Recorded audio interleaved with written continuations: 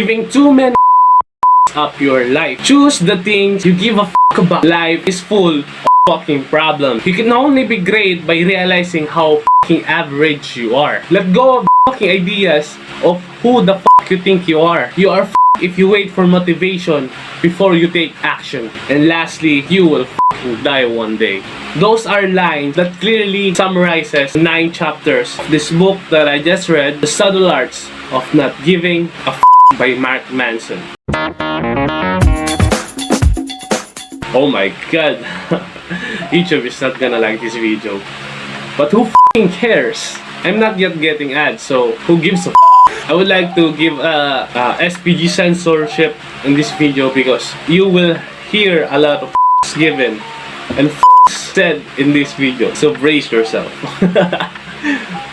The first takeaway I got from this book is that it doesn't really teach you to not give a but to give a fuck about the things that really matter. The things that is worthy enough to give a fuck about. And as seen at chapter 1, page 20, where there is a dedicated portion of the book explaining what this book's about. It talks about the idea of not giving a fuck is a simple way of reorienting our expectations for life and choosing what is important and what is not. This book will turn your pain into a tool, your trauma into power, and your problem into slightly better problems. This book will not teach you how to gain or achieve, but rather how to lose and let go. It will teach you to give fewer. So this book is really a quick read. It's only about 204 pages of content. I read this for about 5 days, and I think in the maximum you can read this and finish this in a week. Or if you're really a book nerd, then you can probably finish this 2 to 3 days. I think you have enough time. But yeah, I recommend this book for those who are conscious about everything. Those give a fuck about anything, and those who are not really confident about themselves, who constantly thinks about their problems, their traumas. So this book is a great mind opener. It teaches you how to rewire your values and fix your moral compass, your thinking. It fixes how you value things differently. And yeah, this was really fun book to read. There's aspect of sarcasm, and I found several parts of this book funny because it was intended to be funny, but it delves into serious topics. It hooks you by making jokes, but using those jokes as a part of you getting hooked by the book, jokingly instilling in you these values and these thinkings that you probably have realized before but never really implemented in your life. This is not a quick fix to fix out how you give a fuck about things, but it tells you how you can slowly and surely fix the way you give a fuck about things. If I was to rate it, I would rate it 9 out of 10. Highly recommended to my peers and my viewers. For it is a quick read, and you gain so many great ideologies and great thinking and great learning. So yeah, definitely a good read. So to convince you in reading this book, I will list 5 parts of the book that I really like and really agreed on. Explain them on how I viewed them and interpreted them. First one was chapter 1, page 14, The Subtle Art of Not Giving a Fuck. Not giving a fuck doesn't mean being indifferent.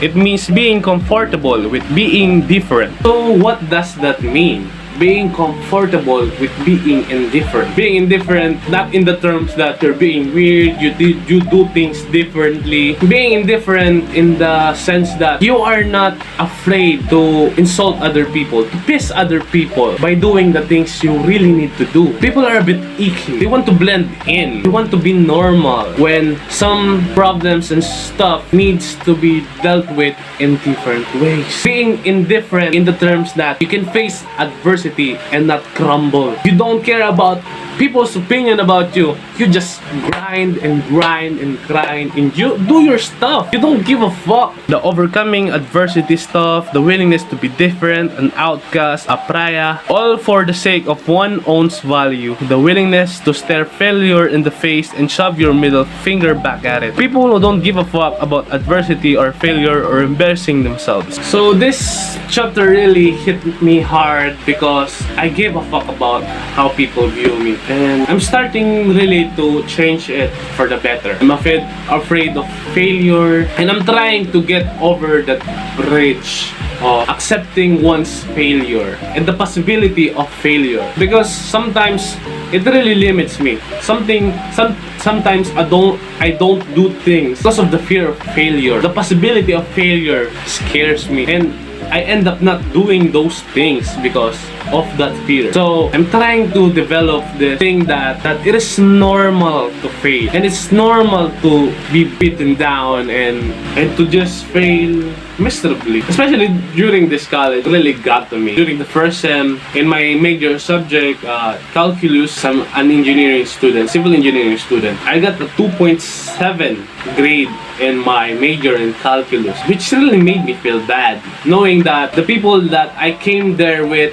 to get the class card got all 1.7, 1.4, 1.8, 1.9, and me being a 2.7 really bumped me out. But I got to thinking that there were classmates of mine who got 3.0, 2.9, grades lower than I had, and why do I feel bad? It's still a passing grade, diba? But it really hit me because you know why? Because I thought people gave a fuck, when in reality, no one ever did. It was me in my imaginary critic trying to get me down, and thanks to the comfort of my other classmates, those grades are perfectly fine. Those moments really made me rethink on how I view things, on how I value. It really makes me laugh today that I really crumbled and I felt depressed at that time. But I see my classmates with the same fucking grade really not caring because they don't give a fuck, and that is one thing that I am trying to work on, because at the end of the day, I can always retry, and this is a long process that I'm willing to take, and I'm surely improving it. So yeah, chapter 1, page 14, the subtle arts of not giving a fuck. Okay, next part of my favorite pages or parts of the books is chapter 3, you are not special. Have you ever had that friend who talks about himself or herself very highly? Even though she or he fails, she always comes up with reasons to justify her mistake. For example, she or he failed really badly. She will come up with different reasons to justify her underperformance, and just that typical thinking of not finding a fault in yourself, viewing yourself so highly that you can really see your own mistakes, you can really own up to your own mistake. That really gets to me. I love reading this part of the book, page 41, you are not special, because it is true. I'm not being sadistic by saying that you are not special, and I try to say it to myself quite often that I'm not special, because of all the people here in the planet Earth, which I don't know, billions of people on Earth, what makes you special? What makes you think people that around you even notices you? Strangers notice you, and that is a clear example of the spotlight effect, where you think people give a fuck about you. If you think of it, have you really given a fuck about a person you just saw when walking, a stranger that you pass by during your drive? Okay? Diba you don't? Because you're not that special. And owning to your own fault, knowing your mistake, incapabilities, makes you a better person. You're special in some sense, but what I'm saying is you are not special in terms of people talk about you when they actually don't. It really is a great realization. Think about that. People don't really give a fuck about you, and that really boosts my confidence in doing things, because no one really gives a fuck. That makes me do things like this, like filming this video. I'm not good at English, I'm not good at comprehending it, I'm not good at speaking it, but who gives a fuck? I'm just gonna post this video regardless, because you know why? I don't give a fuck. Because I know I'm not special, but I'm willing to take a risk on this video, on this effort, that maybe it will be something worthwhile. The true measurement of self-worth is not how a person feels about her positive experiences, but rather how she feels about her negative experiences. Because that really what makes a high-value person. Having the ability to own up your own mistakes. Yeah, I'm not that good at math, but I'm willing to try. I'm not that good at speaking English, but I'm willing to make this video. Because you know what? Owning to your own incapabilities will turn you into a better person. A person with a better values, and yeah. Because denying your weaknesses will only hinder your progress. So yeah, just remember, you are not that special, so own up to your mistakes. Because that really what makes a high value person. Having the ability to own up your own mistakes. Yeah, I'm not that good at math, but I'm willing to try. I'm not that good at speaking English, but I'm willing to make this video. Because you know what? Owning to your own incapabilities will turn you into a better person. A person with a better values, and yeah. Because denying your weaknesses will only hinder your progress. So yeah, just remember, you are not that special, so own up to your mistakes. Chapter 4, page 63, the value of suffering. These men both chose how they wish to suffer. Hiro Onada chose to suffer for loyalty to a dead empire. Suzuki chose to suffer for adventure, no matter how ill-advised to both men. Their suffering meant something. It fulfilled some greater cause. So this part of the book is really interesting. It really tells a lot of what you take into consideration or what you value the most. What is the kind of suffering that is worth to suffer for? This really made me rethink my values and what should I value more. So yeah, I'm trying to rethink my life and how I decide things and rethink my decisions on, is this thing worth suffering for? And if it is, then I'm all out.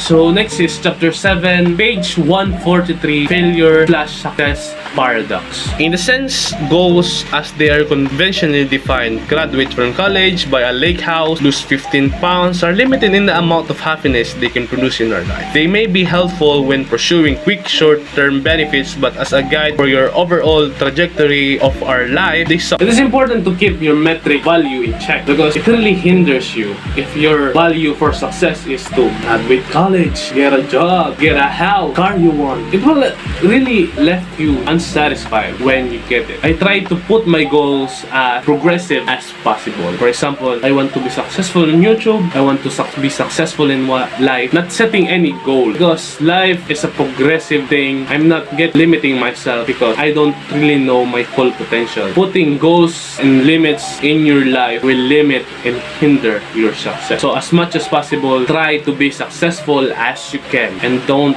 put any barrier, limit, because at the end of the day, success is success. So don't be blinded by success, for in one small failure, they can all go crashing down.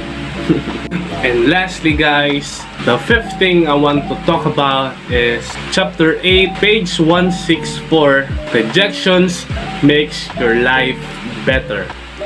Honesty is a natural human craving, but part of having honesty in our life is becoming comfortable with saying and hearing the word no.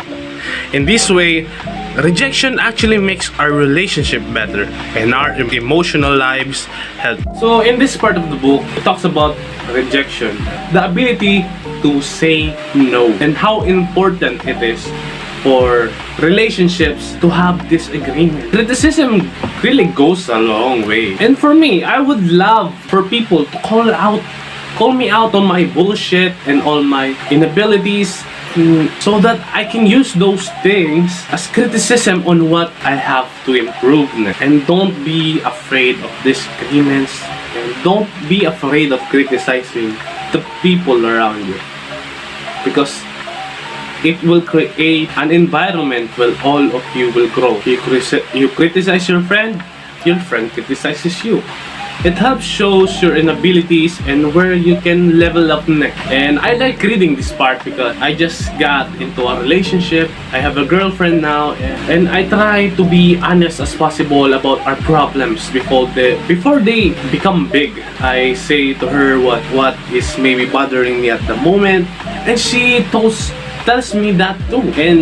And by doing so, we create this healthy relationship that I'm proud of. If there are disagreements, then we try to settle it and respect each other's opinions. That part of the book really helped me a lot in the relationship, and really thinking about how good it is to say no, and how rejecting certain feelings and certain lies can really help you to build a strong and concrete relationship with people around you. That is it for my book review about The Subtle Art of Not Giving a Fuck by Mark Manson.